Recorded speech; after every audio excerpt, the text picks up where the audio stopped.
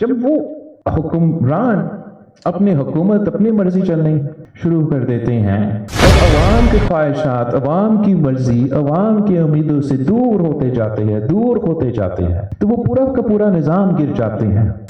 آپ کی کامیابی کا راز یا آپ کی کامیابی کا، میں سمجھتا ہوں کہ آپ کی کامیابی کے پیچھے آپ کی خون پسینے کی محنت ہے۔ پاکستان پیپلز پارٹی ہمیشہ جہاں بھی ہمیں موقع ملا ہے، آپ نے ہی موقع دیا ہے، چاہے وہ وفاق کی سطح پہ ہو یا صوبائی سطح پہ ہو، ہم نے ہمیشہ جو لیبر کا ایجنڈا ہے اس کو آگے لے کے چلا۔ پاکستان پیپلز پارٹی کا یہ جو مزدوروں کے ساتھ جدوجہد ہے وہ آج کا نہیں، 3 نسلوں کی جدوجہد ہے، اور میں بہت خوش ہوں نہ صرف آپ کی کامیابی پہ، آپ کے پورے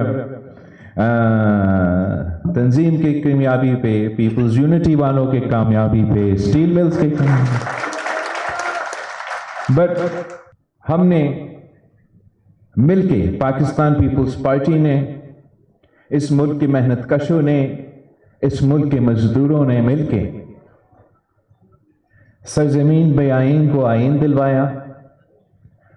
اسلامی جمہوری وفاقی آئین نظام اس ملک کو دلوایا، قائد عوام کے ساتھ اس ملک کے مزدوروں نے شانہ بہ شانہ کھڑے ہو کے جدوجہد کر کے اپنے حق چھینا، اور پہلی دفعہ ملک کے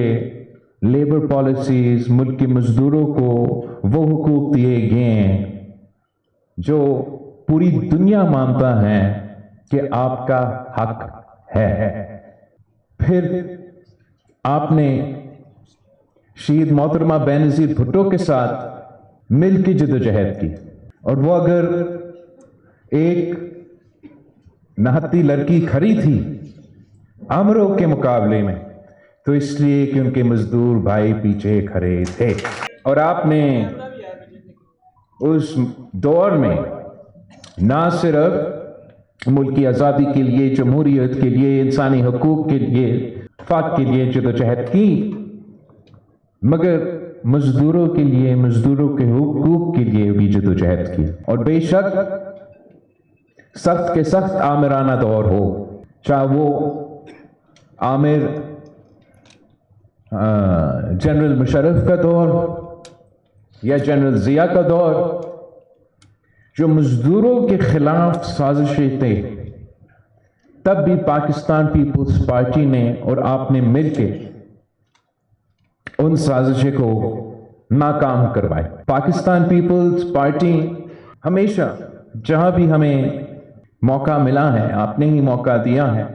چاہے وہ وفاق کی سطح پہ ہو یا صوبائی سطح پہ ہو، ہم نے ہمیشہ جو لیبر کا ایجنڈا ہے اس کو آگے لے کے چلا۔ اگر قائد عوام شہید ذوالفقار علی بھٹو نے اس ملک کو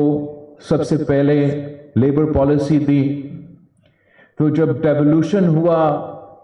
تو صوبہ سندھ وہ سب سے پہلا صوبہ تھا جس نے ٹرائی پارٹائٹ لیبر پالیسی دی۔ اگر قائد عوام نے اس ملک میں پینشنز کا نظام، منیمم ویج کا،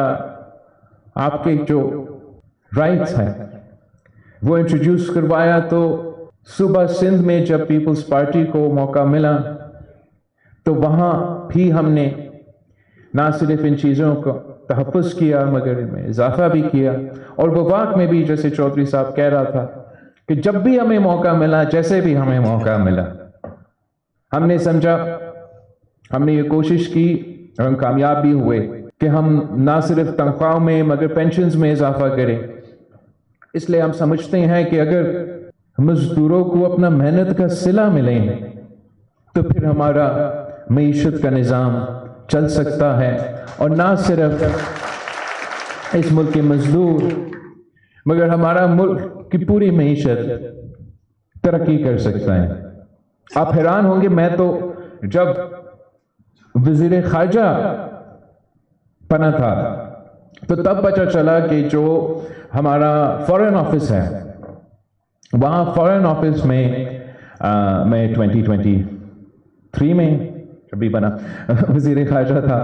तो उससे पहले अलाउंसेस में, तनख्वाहों में, उससे पहले जो इजाफा हुआ वो पीपल्स पार्टी की पिछली जो हुकूमत था 2011 का, और उसी तनख्वाह पे, उसी अलाउंस पे लोग 2023 में ना सिर्फ काम कर रहे थे, मगर पाकिस्तान के बाहर फॉरेन करेंसी की दुनिया में रह के काम कर रहे थे। तो वो जो हमें 18 महीने के या जितना देर था उतना मौका मिला, तो उस टाइम में भी मैंने ना सिर्फ फॉरेन मिनिस्ट्री का, तो 2011 के बाद उस दौर में हमने इनके अलाउंसेस में और उनके उसमें इजाफा किया, मगर उसके नतीजे में दूसरों को भी हुकूमत वक्त को फैसिलिटेट करना पड़ा। और ये बिल्कुल फैसिलिटेशन होता ही नहीं है कि 10 साल में जितना महंगाई होता है, कम से कम उतना तो इजाफा तनख्वाह में और बाकी चीज़ों में होना चाहिए। मैं एक बार फिर आप सबको, खासतौर पे आपके नुमाइंदे को मुंतखब होने पे ना सिर्फ मुबारकबाद देना चाहूँगा, मगर आपकी जो ये कामयाबी है, ये मुल्क भर की, चारों सूबों की कामयाबी है, और एक वाज़ेह पैगाम है कि आपकी जो राय हैं, आपकी जो मुतालबात हैं, आपके जो नुक्ते नज़र हैं, ये इस इदारे के अक्सरियत आपके साथ है। और दुनिया में ऐसे कोई निज़ाम ही नहीं है, ऐसे कोई निज़ाम नहीं है, चाहे वो जमहूरी निज़ाम हो, आमिराना निज़ाम हो, वो जैसे भी जो भी नाम दे उनका निज़ाम का, कोई ऐसा निज़ाम नहीं है जहां हुकूमत अवाम की मर्जी के बगैर चल सके। अब इलेक्शंस करे ना करे, आपका वज़ीर आज़म हो, आपका सदर हो, आपका बादशाह हो, आपका अमीर अल मोमिनीन हो, वो निज़ाम अपने अवाम की मर्जी पे चलता है। वो अपना पॉलिसी अपने अवाम के ख्वाहिशात के मुताबिक, उम्मीदों के मुताबिक बनाते हैं। कुछ निज़ाम में ऐसे करते हैं कि वो इंतखाबात कर देते हैं और उन इंतखाबात में अपना राय ज़ाया कर देते हैं। मुख्तलिफ निज़ाम में फिर वो अपने साइंटिफिक तरीके से पोलिंग करते हैं और देखते हैं हमारे लोग क्या चाहते हैं, और उनके ख्वाहिशात के मुताबिक निज़ाम चलाते और उनके मुल्क तरक्की भी करते हैं, और फिर वो जो हुक्मरानी का निज़ाम है वो भी चलता रहता है। और जब वो जो भी आपका निज़ाम हो, जमहूरी हो, गैर जमहूरी हो, जो भी हो, जब वो हुक्मरान अपनी हुकूमत अपनी मर्जी चलने शुरू कर देते हैं और अवाम के ख्वाहिशात, अवाम की मर्जी, अवाम की उम्मीदों से दूर होते जाते हैं, तो वो पूरा का पूरा निज़ाम गिर जाते हैं। और ये तारीख गवाह है, ये तारीख गवाह है कि आप जितना भी कामयाब, ना सिर्फ अपने मुल्क में, हमारी तारीख में तो बड़े बड़े एम्पायर्स भी रहे हैं जो आधी दुनिया पे राज करते आ रहे हैं, तो जैसे उनके हुकूमत, उनके निज़ाम अवाम की मर्जी के बजाय, अपने लोगों की मर्जी के बजाय, अपने स्टेक होल्डर्स की मर्जी के बजाय अपनी मर्जी पे चलता है, तो नुकसान हो जाता है। आज भी मैं समझता हूं कि पाकिस्तान के मौजूदा हालात में कभी कभार हुकूमत बिला वजह अपने लिए ज्यादा मसाइल बना देते हैं। वो जब यकतरफा पॉलिसी बनता है, कंसेंसस और इनपुट के बगैर फैसले किए जाते हैं, तो उन फैसलों पे अमल दरामद करना मुश्किल हो जाते हैं। जब आप फैसले मिल के लेते हैं, कंसेंसस से लेते हैं, अवाम के मर्जी या उम्मीदें के मुताबिक लेते हैं, तो उन फैसलों फिर عمل درآمد کرنا زیادہ آسان ہوتا، ہم فیصلے زیادہ کامیاب ہو جاتے ہیں۔ مگر ہمیشہ آپ ہمارا اپنا تاریخ دیکھیں، آپ 18ویں ترمیم کا اگزامپل اٹھا کے دیکھ لیں، بہت سے قانون سازی، بہت سے آئین سازی کی کوششیں ہوئے ہیں اس ملک میں۔ آپ کا جو بھی رائے ہو 18ویں ترمیم کے بارے میں، وہ اتفاق رائے سے بنا، کنسنسس سے بنا، اور جو بھی آپ چاہے کوئی اس کو آج چھیڑ نہیں سکتا۔ قائد عوام شہید ذوالفقار علی بھٹو نے ہمیں یہ اسلامی جمہوری وفاقی نظام دیا۔ اکثریت ان کے پاس تھا کہ وہ اپنا مرضی کا آئین دیتا، اپنا مرضی کا پالیسی دیتا۔ اگر وہ ایسے کرتا تو نہ وہ شہید قائد عوام ذوالفقار علی بھٹو ہوتا، اور نہ یہ جو اتفاق رائے آج تک چلتا آ رہا ہے وہ قائم ہوتا۔ آج تو نہ ان کے پاس اتنا اکثریت ہے پارلیمان میں، معاشرے میں، جان، اور کبھی کے بعد وقتاً فوقتاً حکومت ایسے پالیسی بناتے ہیں جیسے ان کے پاس دو تہائی اکثریت ہے۔ تو ہمارا تجویز ہے کہ چاہے وہ اس ادارہ کا پالیسیز ہوں گے، اگر ان کے جو منتخب نمائندے ہیں ان کے مشورے کے ساتھ، کنسنسس کے ساتھ وہ پالیسیز بنیں گے، تو نہ صرف اس ادارہ کے لیے بہتر ہوگا، پورا ملک کے لیے بہتر ہوگا۔ اور جو بھی پالیسیز اس ادارہ کے لیے یا دوسروں اداروں کے لیے بنائے جا رہے ہیں، اپوزیشن تو دور کی بات، اگر اتحادیوں سے صلاح مشورہ ہوتا تو وہ شاید پالیسیز بہتر چلتے، زیادہ کامیاب ہوتے، زیادہ پاپولر ہوتے۔ اب مجھے نہیں پتا جو آپ کے ڈیٹیل جو ایشوز ہے، اور آپ کا شکر گزار ہوں کہ آج آپ نے تمام پوائنٹس اٹھائے ہیں۔ میں یہ تو یقین دہانی نہیں دلا سکتا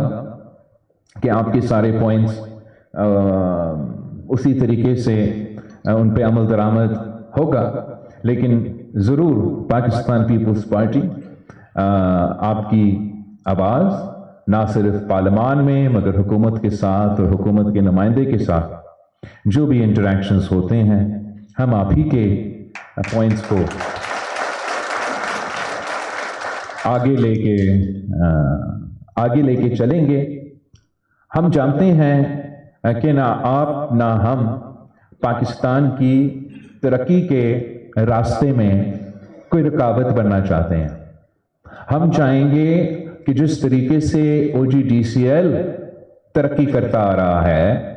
ویسے ہی پورا پاکستان کا معیشت ترقی کرے۔ ہم چاہتے ہیں کہ جس طریقے سے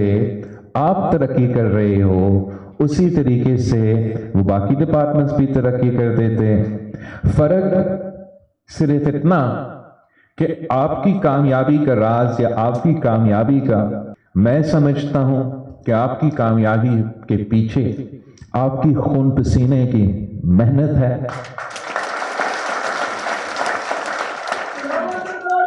اور